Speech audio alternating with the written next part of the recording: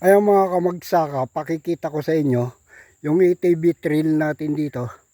Yung home rest trail dito sa Pacheco Farm. Papakita ko sa inyo kasi may mga gusto na uling dumaan dito sa ating ATV trail na ginagamit dati mga kamagsaka. So nilinis na uli natin dito. Ngayon nalinis na natin mga kamagsaka mula dito sa may balon.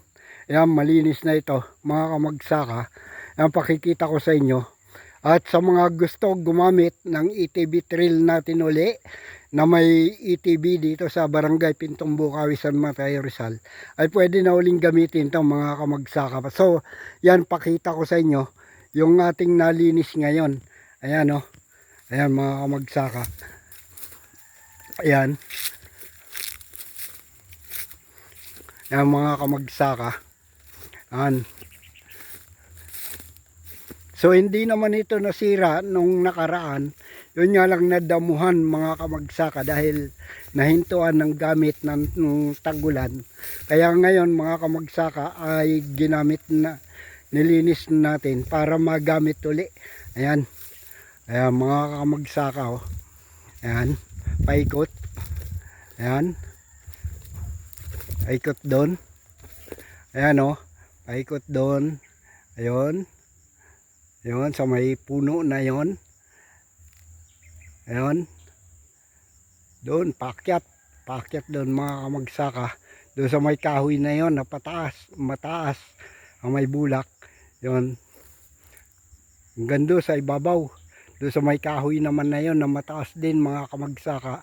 So, yan. Malinis na yan ngayon. So, yan yung pinagkaabalahan natin ngayon mga kamagsaka. Yan. Yan yung pinagkaabalahan natin ngayon, araw na ito. At kahapon mga kamagsaka, nilinis naman natin yon doon sa may buhuan. Galing doon sa may tinatalunan ng mga motor, nilinis natin yung mga kamagsaka kahapon.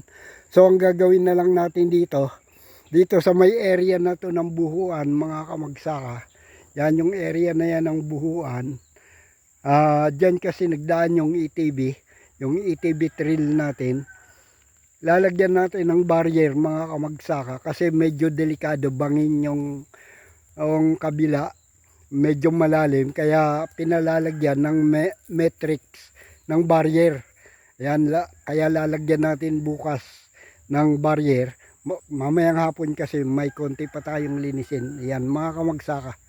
So hanggang dito lang muna, Joel Aguila Vlog. Magandang umaga sa inyo.